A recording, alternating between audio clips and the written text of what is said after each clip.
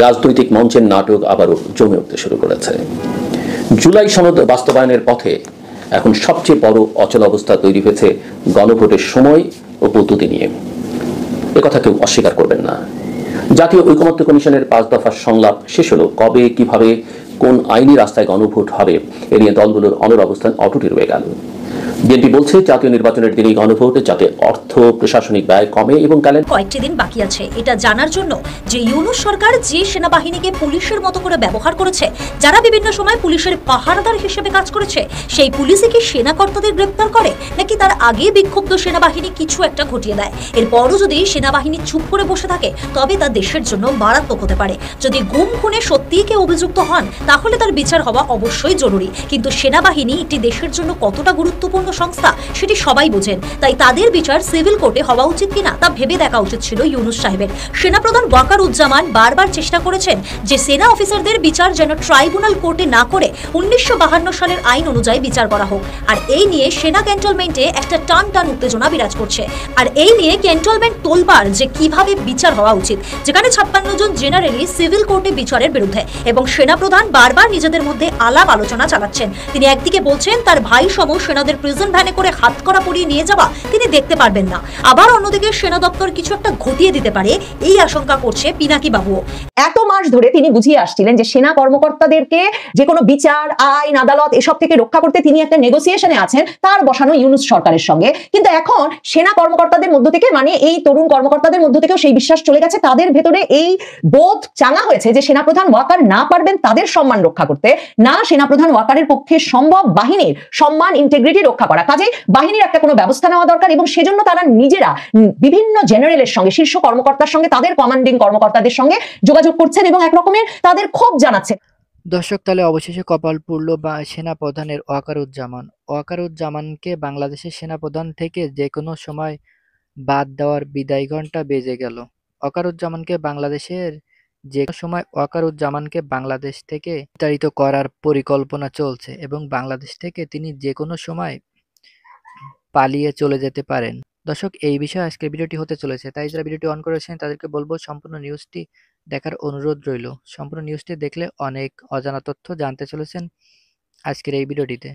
তাহলে চলুন ধারাবাহিকভাবে সম্পূর্ণ নিউজটি দেখে আসা যাক, এবং ওয়াকারুজ্জামান বাংলাদেশের ক্ষমতায় আর কতদিন আছে এবং কিভাবে থাকতে পারবেন সেটিও জানাতে চলেছি আপনাদেরকে আজকের এই ভিডিওটিতে। তাহলে চলুন সম্পূর্ণ নিউজটি দেখে আসা যাক। কয়েকটি দিন বাকি আছে এটা জানার জন্য যে ইউনূস সরকার যে সেনাবাহিনীকে পুলিশের মতো করে ব্যবহার করেছে, যারা বিভিন্ন সময় পুলিশের পাহারাদার হিসেবে কাজ করেছে, সেই পুলিশই কি সেনাকর্তাদের গ্রেপ্তার করে, নাকি তার আগে বিক্ষুব্ধ সেনাবাহিনী কিছু একটা ঘটিয়ে দেয়? এরপরও যদি সেনাবাহিনী চুপ করে বসে থাকে তবে তা দেশের জন্য মারাত্মক হতে পারে। যদি গুম খুনে সত্যিই কেউ অভিযুক্ত হন তাহলে তার বিচার হওয়া অবশ্যই জরুরি, কিন্তু সেনাবাহিনী একটি দেশের জন্য কতটা গুরুত্বপূর্ণ সংস্থা সেটি সবাই বোঝেন। তাই তাদের বিচার সিভিল কোর্টে হওয়া উচিত কিনা তা ভেবে দেখা উচিত ছিল ইউনূস সাহেবের। সেনাপ্রধান ওয়াকারুজ্জামান বারবার চেষ্টা করেছেন যে সেনা অফিসারদের বিচার যেন ট্রাইব্যুনাল কোর্টে না করে 1952 সালের আইন অনুযায়ী বিচার করা হোক। আর এই নিয়ে সেনা ক্যান্টনমেন্টে একটা টান উত্তেজনা বিরাজ করছে। আর এই নিয়ে ক্যান্টনমেন্ট তোলপাড় যে কিভাবে বিচার হওয়া উচিত, যেখানে 56 জন জেনারেলি সিভিল কোর্টে বিচারের বিরুদ্ধে, এবং সেনাপ্রধান বারবার নিজেদের মধ্যে আলাপ আলোচনা চালাচ্ছেন। তিনি একদিকে বলছেন তার ভাই সম সেনাদের প্রিজন ভ্যানে করে হাতকড়া পরিয়ে নিয়ে যাওয়া তিনি দেখতে পারবেন না, আবার অন্যদিকে সেনা দপ্তর কিছু একটা ঘটিয়ে দিতে পারে এই আশঙ্কা করছে পিনাকি বাবু। এখন দেখার পিনাকি বাবুরা কেনই আশঙ্কা করছেন। আসলে 2024 সালের 5ই আগস্টের আগে যখন ছাত্র নেতাদের সঙ্গে আগস্টের 3 তারিখের মিটিং এর পর ওয়াকারুজ্জামান ঠিক করেছিলেন যে সেনারা আর সরকারের কথা মেনে আন্দোলনকে দমন পীড়নের মাধ্যমে থামাবে না, তখন সেনার মধ্যেই দুটি ভাগ হয়ে গিয়েছিল। অনেকেই সরকারের পক্ষে থাকতে চাইছিল। তখন ডিজিএফআই প্রধান হামিদুল হক সকলকে বুঝিয়ে ঠিক করেছিল যে তারা আর সরকারের পক্ষে গিয়ে কোনো কাজ করবে না, এবং তখন এই হামিদুল হকের সঙ্গে জামাতের তীব্র ঘনিষ্ঠতা দেখা গিয়েছিল। এখন সরকার এই হামিদুল হক এবং সেনা প্রধানের বিরুদ্ধে কাজ করছেন, ফলে তারা নিজেদের প্রতারিত বোধ করছেন এবং এই প্রতারণার প্রতিশোধ চাইছেন। ফলে 22 তারিখের আগে যদি সেনা শাসন নেমে আসে তাহলে অবাক হওয়ার কিছু থাকবে না। আর এই ভেবে পিনাকি ভট্টাচার্য ফেসবুক পোস্ট দিয়ে মোহাম্মদ ইউনূস সাহেবকে সাবধান করেছেন যে প্রিয় দেশবাসী, সতর্ক থাকুন, সশস্ত্র বাহিনীর শীর্ষ নেতৃত্ব বিপজ্জনক আচরণ করছেন। গত বুধবার আন্তর্জাতিক ট্রাইব্যুনালে ফ্যাসিস্ট আওয়ামী শাসন আমলে সরকার বিরোধী মানুষদের খুন ও গুম ও নির্যাতনের ঘটনায় ডিজিএফআই এর সাবেক 5 ডিজির বিরুদ্ধে আনুষ্ঠানিক অভিযোগ দাখিল করে তা আমলে নেওয়ার এবং আসামিদের বিরুদ্ধে গ্রেপ্তারি পরোয়ানা জারির আবেদন করা হয়েছে। জেনারেল পর্যায়ের শীর্ষ অফিসারদের বিরুদ্ধে মামলা করায় এতে সশস্ত্র বাহিনীর জেনারেলরা খুবই গোসা করেছেন। আজ সেনাবাহিনীর টপ অফিসারদের জরুরি সম্মেলন বসেছে। সেনাপ্রধান জেনারেল ওয়াকারুজ্জামান সহ 56 জন জেনারেলই আন্তর্জাতিক অপরাধ ট্রাইব্যুনাল কর্তৃক জারি করা আদেশের তীব্র প্রতিবাদ জানিয়েছেন। পরিস্থিতি দ্রুত ভিন্ন দিক মোড় নিচ্ছে। প্রাক্তন সেনাপ্রধানের আর্মি হেডকোয়ার্টারে ডাকা হবে বলে জানানো হয়েছে। আসন্ন বিপদ সম্পর্কে প্রধান উপদেষ্টা অধ্যাপক মোহাম্মদ ইউনূসের উচিত জরুরি ভিত্তিতে দেশবাসীকে অবহিত করা। এত মাস ধরে তিনি বুঝিয়ে আসছিলেন যে সেনা কর্মকর্তাদেরকে যে কোনো বিচার, আইন, আদালত এসব থেকে রক্ষা করতে তিনি একটা নেগোসিয়েশনে আছেন তার বসানো ইউনূস সরকারের সঙ্গে। কিন্তু এখন সেনা কর্মকর্তাদের মধ্য থেকে, মানে এই তরুণ কর্মকর্তাদের মধ্য থেকেও সেই বিশ্বাস চলে গেছে। তাদের ভেতরে এই বোধ চাঙা হয়েছে যে সেনাপ্রধান ওয়াকার না পারবেন তাদের সম্মান রক্ষা করতে, না সেনাপ্রধান ওয়াকারের পক্ষে সম্ভব বাহিনীর সম্মান, ইন্টিগ্রিটি রক্ষা করা। কাজেই বাহিনীর একটা কোনো ব্যবস্থা নেওয়া দরকার এবং সেজন্য তারা নিজেরা বিভিন্ন জেনারেলের সঙ্গে, শীর্ষ কর্মকর্তার সঙ্গে, তাদের কমান্ডিং কর্মকর্তা ভীষণভাবে। এই অবস্থায় ওয়াকারুজ্জামান নিজের অস্থিরতা যেমন সামাল দিতে পারছেন না বাহিনীর ভেতরের অস্থিরতাও, বাহিনীর ভেতরে এমনকি শীর্ষ কর্মকর্তাদের যে স্বাভাবিক কার্যক্রম সেটাও ব্যাহত হচ্ছে আন্তর্জাতিক অপরাধ ট্রাইব্যুনালের মামলায় গ্রেফতারি পরোয়ানা জারি হয়ে যাওয়ার পর থেকে। সেনাবাহিনীর ভেতরে প্রমোশন বোর্ডের কার্যক্রম চলছিল, সেই প্রমোশন বোর্ডের কার্যক্রমেও বৃহস্পতিবার 2 জন শীর্ষ কর্মকর্তা যোগ দেন নাই, কারণ জেনারেলেরা, মানে শীর্ষ জেনারেলেরা 56 জন জেনারেলি অস্থির এবং তারা বিভিন্ন দলে দলে ভাগ হয়ে যেমন একত্রেও বৈঠক করেছেন সারা দিন বৃহস্পতিবার জুড়ে এবং ক্যান্টনমেন্টে বৈঠক চলেছে গভীর রাত পর্যন্ত, সেই খবর নানা সূত্র থেকেই পাওয়া যাচ্ছে। কিন্তু এই অসন্তোষ কি শুধুই শীর্ষ কর্মকর্তাদের মধ্যে? দেখেন, আন্তর্জাতিক অপরাধ ট্রাইব্যুনাল শেখ হাসিনার আমলের গুম, নির্যাতন, জিজ্ঞাসাবাদের নামে ধরে নিয়ে যাওয়া, মানে আয়নাঘর ঘটনাগুলোর প্রেক্ষিতে যে 30 জনের বিরুদ্ধে মামলা করেছে শেখ হাসিনা এবং তার নিরাপত্তা উপদেষ্টা তারেক আহমেদ সিদ্দিকী সহ যে 30 জনের বিরুদ্ধে মামলা করেছে, তার মধ্যে 24 জনই সেনা কর্মকর্তা, 14 জন বর্তমান সেনা কর্মকর্তা আর 10 জন সাবেক সেনা কর্মকর্তা। ওয়াকারুজ্জামান একদিকে যেমন সেনা কর্মকর্তাদের নামে যাতে সিভিল কোর্টেই মামলা না হয় সে বিষয়টি নিয়ে দৌড়াদৌড়ি করছিলেন প্রধান উপদেষ্টা, রাষ্ট্রপতি বরাবরে, তেমনি তিনি আইনি ফাঁক ফোকর খুঁজছিলেন যে কর্মরত সেনা কর্মকর্তাদের ক্ষেত্রে এই মামলাগুলোর বিচার সেনাবাহিনীর আওতায়, মানে সেনা আইনের আওতায় নিয়ে আসা যায় কিনা। মনে করে দেখুন, আগস্টের শেষে সে কথা নিয়ে আলাপ করতে তিনি কিন্তু গিয়ে উপস্থিত হয়েছিলেন প্রধান বিচারপতির কাছে পর্যন্ত। প্রধান বিচারপতির সঙ্গে ওই বৈঠকে তার আলাপ হয়েছিল যে এই কাজটা করা যেতে পারে, যে বর্তমান যে সেনা কর্মকর্তারা তাদেরকে যাতে প্রিজন ভ্যানে করে, যেটা নিয়ে যেই ভিজুয়ালটা, যেই দৃশ্যটা সবচেয়ে আতঙ্কিত করছে বর্তমান সেনা কর্মকর্তাদেরকে, যেই কথা সুস্পষ্টভাবে ওয়াকারুজ্জামান সেনা কর্মকর্তাদের এক সভায় সপ্তাহখানেক আগে বলেছেন যে প্রিজন ভ্যানে করে পুলিশ আদালতে হাজিরা দিতে নিয়ে যাচ্ছে সেনা কর্মকর্তাদের দলকে এবং সিভিলিয়ান কোর্টে, বেসামরিক কোর্টে তাদের বিচার হচ্ছে, এই জিনিসটা মানে মেনে নেওয়া সেনাবাহিনীর পক্ষে বাহিনী হিসাবে সম্ভব হবে না এবং তিনি সেনাপ্রধান হিসেবে মানতেই পারছেন না। তো তখন তিনি প্রধান বিচারপতিকে গিয়ে বলেছিলেন যে কর্মরত সেনা কর্মকর্তাদের বিচারটা তো সেনা আইনে হতে পারে, এবং প্রধান বিচারপতি তাকে বলেছিলেন যে সিভিলিয়ান কোর্টে মামলা হয়ে যাওয়ার পর সেনাপ্রধান চাইলে আইন অনুযায়ী এই আবেদন করতে পারেন সিভিলিয়ান কোর্টে এবং সিভিলিয়ান কোর্ট হয়তো তখন সেনা আইনে ক্যান্টনমেন্টের ভেতরে বিচারের জন্য ব্যবস্থা করে একটা অনুমোদন দিয়ে দেবে। কিন্তু আন্তর্জাতিক অপরাধ ট্রাইব্যুনাল, তার চিফ প্রসিকিউটর তাজুল ইসলাম, তিনি ভীষণ আটঘাট ভেদে নেমেছেন। এই বিষয়টা এখন সেনাবাহিনীর কাছে পরিষ্কার, কারণ তাজুল ইসলাম মনে করছেন জুলাই আগস্ট আন্দোলনের স্পিরিট বা সেই আন্দোলনের একটা মূল আদর্শিক জায়গা হচ্ছে যে কেউ এই আন্দোলনের বিপক্ষ শক্তি বা এই আন্দোলনের বিচার কাজ সংগঠিত হচ্ছে যে আন্তর্জাতিক অপরাধ ট্রাইব্যুনালে, সেই ট্রাইব্যুনালের বিচারের আওতার বাইরে থাকবে না এবং এমনকি কোনো বাহিনী নিজেকে বিচারের আওতা মুক্ত বলে মনে করবে না। কাজেই তাজুল ইসলাম সেনা কর্মকর্তাদের বিরুদ্ধে এই মামলাটা করার আগে এমন একটা সংশোধন এনেছেন আন্তর্জাতিক অপরাধ ট্রাইব্যুনালে মাত্র 2 দিন আগে একটা প্রজ্ঞাপন দিয়ে, যেখানে তিনি বলে দিয়েছেন, যেই মানে আইনি সংশোধনে তিনি বলে দিয়েছেন যে যেই মাত্র কারো বিরুদ্ধে গ্রেফতারি পরোয়ানা জারি হয়ে যাবে এবং আন্তর্জাতিক ট্রাইব্যুনাল অভিযোগ গ্রহণ করে ফেলবে, সেই ব্যক্তি আরো যা যা করতে পারবে না, তার মধ্যে আরেকটি হচ্ছে সেই ব্যক্তি প্রজাতন্ত্রের আর কোনো কর্মচারী পদে থাকতে পারবে না। তার মানে যেসব সেনা কর্মকর্তার বিরুদ্ধে গ্রেফতারি পরোয়ানা জারি হয়েছে সেদিন, যে 14 জন কর্মরত সেনা কর্মকর্তার বিরুদ্ধেও এই গ্রেফতারি পরোয়ানা জারি হওয়া, আন্তর্জাতিক অপরাধ ট্রাইব্যুনাল এই অভিযোগ গ্রহণ করা মাত্র তাদের কিন্তু চাকরি চলে গেছে। কাজেই সেনাপ্রধান ওয়াকারুজ্জামান যে এখন সিভিলিয়ান কোর্টের কাছে গিয়ে বলবেন যে এই সেনা কর্মকর্তাদের সেনাবাহিনীর আওতাধীনে বিচারের ব্যবস্থা করা হোক, তার আর কোনো সুযোগ থাকছে না।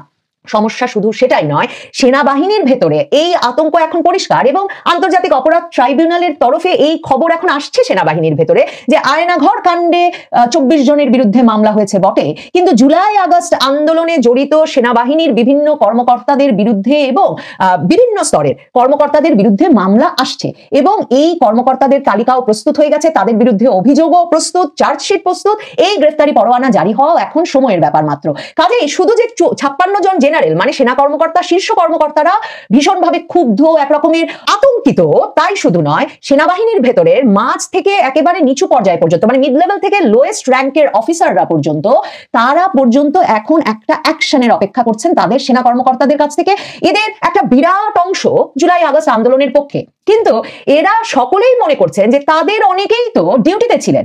মানে যেই 3 তারিখ আগস্টের 3 তারিখ দরবারে দাঁড়িয়ে যে তরুণ কর্মকর্তারা বলেছেন যে আমরা আর গুলি চালাবো না, যেই তরুণ কর্মকর্তারা দাঁড়িয়ে বলেছেন যে তার গুলি চালানোর ভিডিও বেরিয়ে পড়েছে, কিন্তু আরেক কর্মকর্তা যে তখন কেঁদেছেন এবং বলেছেন যে তিনি জবাব দিতে পারছেন না যে কেন সেনাবাহিনী গুলি চালাচ্ছে এবং সেসব ভিডিও ছড়িয়ে পড়ছে, এখন এই সেনা কর্মকর্তারা জানেন যে তাদের সবাইকেও মানে যারা ঠেকিয়েছেন বাহিনীর সক্রিয় ভূমিকা আগস্টের শুরু থেকে 5 তারিখ পর্যন্ত এবং 5 তারিখে যারা মার্চ টু ঢাকা কর্মসূচি সফলে সরাসরি ভূমিকা রেখেছেন, সেই সেনাবাহিনীর কর্মকর্তারা এখন বুঝতে পারছেন তাদেরকে কেউ রক্ষা করবে না এবং আন্তর্জাতিক অপরাধ ট্রাইব্যুনালের চিফ প্রসিকিউটর সহ তাদের মূল আদর্শিক জায়গাটা হচ্ছে যে এই জুলাই আগস্ট আন্দোলনের মূল আদর্শিক জায়গায় হচ্ছে যে কোনো বাহিনীকে মানে এমন আইনি ছাড় দেওয়ার কোনো সুযোগ নাই যার ফলে তারা ভাববেন যে তারা সকল আইন আর বিচারের ঊর্ধ্বে। সেনাবাহিনীর ভেতরে সে কারণে শুধু ওয়াকারুজ্জামান নন, আসলে ঘুম নষ্ট হয়েছে, ঘুম হারাম হয়েছে সকল স্তরের কর্মকর্তাদের। কারণ দেখেন ডিজিএফআই এর কথাই যদি বলি, ডিজিএফআই এর যে 5 সেনা কর্মকর্তা, 5 সাবেক মহাপরিচালকের বিরুদ্ধে মামলা হলো সেনা গোয়েন্দা সংস্থার, এই 5 জনই কিন্তু এরই মধ্যে সেফ এক্সিট পেয়েছেন, মানে তারা কেউ আর দেশে নাই। এবং তাদের মধ্যে 2 জনকে তো শামস তাবরেজ চৌধুরী এবং হামিদুল হক, এই 2 জনকে যেমন আগস্টের পরেও কিন্তু আলাদা পোস্টিংও দেওয়া হয়েছিল এবং দিয়ে ভাবা হয়েছিল যে তারা যেহেতু ভীষণভাবে জুলাই আগস্ট আন্দোলনের পক্ষে ছিলেন, এই হামিদুল হকের সাথে যেহেতু জামায়াতে ইসলামীর সরাসরি রাজনৈতিক সংযোগ ছিল, যেটা তখন বাংলাদেশের পত্রপত্রিকায় এখনো রিপোর্টেড হয়েছে যে তিনি তার সঙ্গে এই রাজনৈতিক শক্তির সরাসরি মানে একটা সংযোগ ছিল জুলাই আগস্ট আন্দোলনের পক্ষ শক্তি হিসেবে যে রাজনৈতিক শক্তি পরিচিত, এবং তারা সরাসরি ভেবেছিলেন এবং অন্তর্বর্তী সরকার গঠিত হওয়ার পরেও যাদেরকে একরকমের এই সরকারের অংশ বলেই ভাবা হচ্ছিল, যেমন ওয়াকারুজ্জামান বলে দিয়েছিলেন, হামিদুল হক, শামস তাবরেজও কিন্তু খুব গুরুত্বপূর্ণ ভূমিকা রাখছিলেন, তারাও কিন্তু টিকতে পারেন না, কিন্তু এদের প্রত্যেককে সেফ এক্সিট দিয়ে দেওয়া হয়েছে। কিন্তু এখন যখন জুলাই আগস্ট আন্দোলনের সময় যারা ডিউটি করেছিলেন সেই কর্মকর্তাদেরকে বা যারা যেই সৈনিকেরা মাঠে ছিলেন তাদেরকে একে একে চিহ্নিত করে মামলা দেওয়া হবে, গ্রেফতারি পরোয়ানা জারি হবে এবং তারা যখন সাথে সাথে চাকরি হারাবেন, মানে নিজেদের আত্মপক্ষ সমর্থনের আগেই চাকরি হারাবেন, সামরিক বাহিনীর আশ্রয় হারাবেন, এই সম্মান মর্যাদা এবং সকল রকম বেনিফিট হারাবেন তারা সহ তাদের পরিবার, মানে সামরিক কথা কেউ অস্বীকার করবেন না। জাতীয় ঐকমত্য কমিশনের 5 দফার সংলাপ শেষ হলো, কবে কিভাবে কোন আইনি রাস্তায় গণভোট হবে এ নিয়ে দলগুলোর অনড় অবস্থান অটুট রয়ে গেল।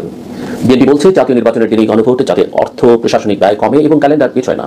অন্যদিকে জামায়াত ইসলামী ও এনসিপি চাইছে নির্বাচনের আগে যাতে সনদের আইনি ভিত্তি স্পষ্ট হয়, সংসদের গঠন ও ক্ষমতা পরিধি নিয়ে ব্যর্থ না থাকে। কমিশন নিজে ইঙ্গিত দিয়েছে বিশেষজ্ঞ মতামতের ভিত্তিতে অধ্যাদেশ বা অর্ডিন্যান্স জারি করে গণভোট আয়োজন এটাই বাস্তবসম্মত পথ হতে পারে। এমনকি দ্বৈত ক্ষমতা প্রথম অধিবেশনে পরবর্তী সংসদের গাঠনিক কনস্টিটিউয়েন্ট ক্ষমতা নির্ধারণ নিয়েও ভাবনা চলছে। সমস্যার কেন্দ্রবিন্দু হলো রাজনৈতিক অর্থনীতি, খালি ক্যালেন্ডার নয়।